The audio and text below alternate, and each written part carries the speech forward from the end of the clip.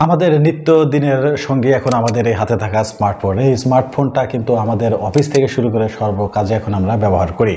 তো ভিউয়ার্স, দেখা যাচ্ছে যে এই স্মার্টফোনটাতে সারাদিনই যখন আমরা ফেসবুক, কল, যাওয়া আসা ইত্যাদি ব্যবহার করতেছি, অনেক সময় দেখা যায় যে এটা আসলে আমাদের কিছু দোষের কারণে এই স্মার্টফোনগুলোতে কিন্তু চার্জ কম থাকে। তো ভিউয়ার্স, আজকের এই ভিডিওতে আমি আপনাদের এমন কয়েকটা টিপস আপনাদের সাথে শেয়ার করব, যেগুলো যদি আপনি মেনে চলেন তাহলে আপনার স্মার্টফোনে দেখবেন যে পূর্বের তুলনায় 3 থেকে 4 গুণ সময় বেশি চার্জ থাকবে। তো ভিউয়ার্স, আজকের এই ভিডিওটা কিন্তু অনেক বেশি ইন্টারেস্টিং হতে চলেছে। তো কথা না বাড়িয়ে আমি চলে যাব মূল আলোচনায়। আর যাওয়ার আগে আমি আপনাদের রিকোয়েস্ট করবো, আপনি যদি আমার এই চ্যানেলে নতুন হয়ে থাকেন তাহলে ভিউয়ার্স অবশ্যই চ্যানেলটা সাবস্ক্রাইব করবেন। আর আপনি যদি ফেসবুক পেজ থেকে ভিডিওটা দেখে থাকেন তাহলে ভিউয়ার্স পেজটা অবশ্যই ফলো করে দিবেন। তো ভিউয়ার্স, আমি চলে যাচ্ছি মূল আলোচনায়। ভিউয়ার্স, আপনার স্মার্টফোনে বেশি সময় চার্জ ধরে রাখতে প্রথমে যে কাজটা করবেন সেটা হলো ব্যাটারি সেভার মোড ব্যবহার করবেন।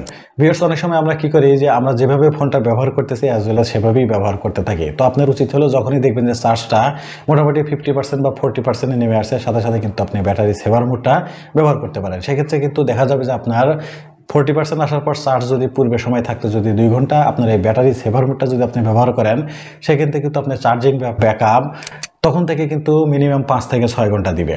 স্ক্রিন ব্রাইটনেস আপনারা কম রাখুন বা অটো করে রাখুন। ভিউয়ার্স, আমরা যে মোবাইল ফোনটা ব্যবহার করি সেটার যে স্ক্রিনটা আছে সেটা কিন্তু অনেক বেশি চার্জ বার্ন করে। তো আপনারা এই ব্যবহারের সময় যদি স্ক্রিনের যে ব্রাইটনেসটা আছে সেটা যদি আপনারা কমিয়ে রাখেন তাহলে হয়তো আলোটা একটু কম দেখাবে। এটা যেমন আপনার চোখের জন্য ভালো, ঠিক তেমনই কিন্তু আপনার ব্যাটারিটা কিন্তু অনেক বেশি সেভ হয়। তো এটা আপনারা কমিয়ে রাখতে পারেন বা আপনারা চাইলে এটা কিন্তু অটো করে রাখতে পারেন। অটো করে রাখলে এটা যখন যে পরিবেশে যতটুকু আলোতে ঠিক যতটুকু স্ক্রিন ব্রাইটনেস দরকার, আপনার স্মার্টফোনটা কিন্তু অটোমেটিক্যালি সেটা নিয়ে নিবে।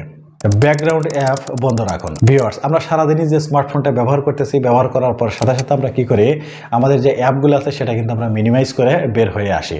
তো ভিউয়ার্স, এই যে মিনিমাইজ করে বের হয়ে আসি এটা কিন্তু একদমই ঠিক না। কারণ মিনিমাইজ করে যখনই আপনি বের হয়ে আসতেছেন, এই অ্যাপসগুলো কিন্তু আপনার স্মার্টফোনের ব্যাকগ্রাউন্ডে কিন্তু কাজ করে, যার কারণে কিন্তু আপনি ওই অ্যাপসটা ব্যবহার না করলেও ব্যাকগ্রাউন্ডে থেকে কিন্তু এটা ঠিকই চার্জ বার্ন করতেছে। তো ভিউয়ার্স, আপনারা যখন কোনো অ্যাপস ব্যবহার করবেন এবং সেটা ব্যবহার করা শেষে অবশ্যই সেটা মিনিমাইজ না করে ওটা কেটে দিবেন একদম, তাহলে কিন্তু ব্যাকগ্রাউন্ডে থেকে এই অ্যাপসটা আপনার বেশি চার্জ বার্ন করবে না।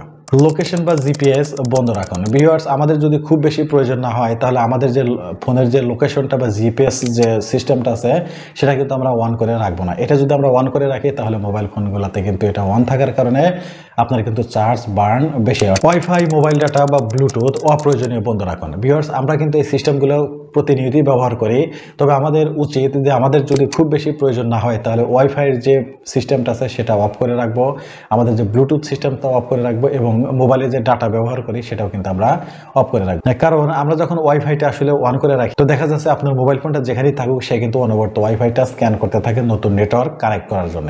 ঠিক একইভাবে ব্লুটুথও কিন্তু এইভাবেই কাজ করে।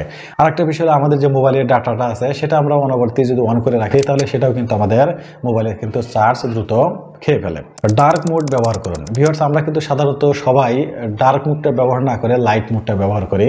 তো লাইট মোডটা ব্যবহার করলে যেটা হয়, আপনার মোবাইল ফোনে কিন্তু অনেক বেশি লাইট কাজ করে বা অনেক বেশি আপনার স্ক্রিনটা কিন্তু ব্রাইটনেস থাকে। এই সিস্টেমটা যখন আমরা অন করে রাখি তখন কিন্তু এই সিস্টেমগুলো অন করে রাখার জন্য কিন্তু ব্যাটারি থেকে অটোমেটিক্যালি চার্জ বেশি বার্ন হয়।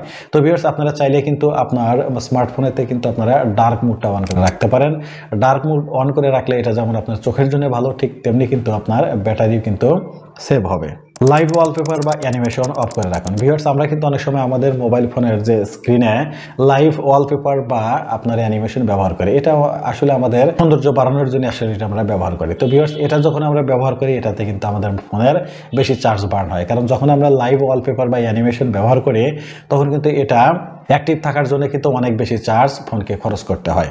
তো আমরা চাইলে কিন্তু এটা বন্ধ করে রাখতে পারি। অটো অ্যাপ আপডেট বন্ধ করে রাখুন। ভিউয়ার্স, আমরা যে মোবাইল ফোনগুলোতে যে অ্যাপসগুলো ব্যবহার করি এটা কিন্তু অটোমেটিক্যালি অনেক সময় আপডেট হয়ে যায়। আপডেট হলে কিন্তু সেটা আমাদের স্মার্টফোনগুলোতে কিন্তু সেটা অটোমেটিক্যালি আপডেট হতে থাকে, যার কারণে কিন্তু এই যে আপডেট হওয়ার যে সময়টা এই সময়টাতে কিন্তু অনেক বেশি চার্জ খেয়ে ফেলে। এটা অনেক সময় এমন হয় যে এটা ব্যাকগ্রাউন্ড থেকে এটা আপডেট হয়, আমরা কিন্তু বুঝতেও পারি না। তো আপনারা চাইলে কিন্তু এই যে অটো আপডেটটা আছে সেটা কিন্তু আপনারা বন্ধ করে রাখতে পারেন। নোটিফিকেশন অ্যালার্ট বন্ধ করে রাখুন। ভিউয়ার্স, আমরা যখন স্মার্টফোনটা ব্যবহার করতেছি মাঝে মধ্যেই কিন্তু আসলে নোটিফিকেশন চলে চলে আসে। বিশেষ করে আমরা যখন স্মার্টফোনটা ব্যবহার করছি না তখনও কিন্তু দেখা যাচ্ছে যে কোনো সিম কোম্পানি বলেন বা কোনো অ্যাপসের বলেন একটা নোটিফিকেশন চলে আসে। নোটিফিকেশনটা আসার সাথে সাথে কিন্তু আপনার মোবাইল ফোনের স্ক্রিনটা কিন্তু জ্বলে উঠতেছে, যার কারণে কিন্তু আপনার স্মার্টফোনের যে ব্যাটারি আছে সেটা কিন্তু বেশি শেষ হচ্ছে।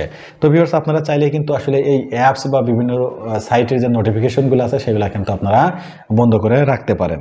ভিউয়ার্স, সবার শেষে যে ট্রিক্সটা আমি আপনাদের সাথে শেয়ার করবো সেটা হলো আমাদের এই স্মার্টফোনটা 100% চার্জ হওয়ার পরেও যেন আমরা সেটা কানেক্ট করে না রাখি। ভিউয়ার্স, অনেক সময় কি হয়, আমরা মোবাইল ফোনটা চার্জে দিয়ে দেখা যাচ্ছে আমরা ঘুমিয়ে যাচ্ছি, এরপরে যেটা হয় সেটা হলো যে ফোনটা 100% চার্জ নেওয়ার পরেও সেটা কিন্তু ওর সাথে কানেক্ট থাকে।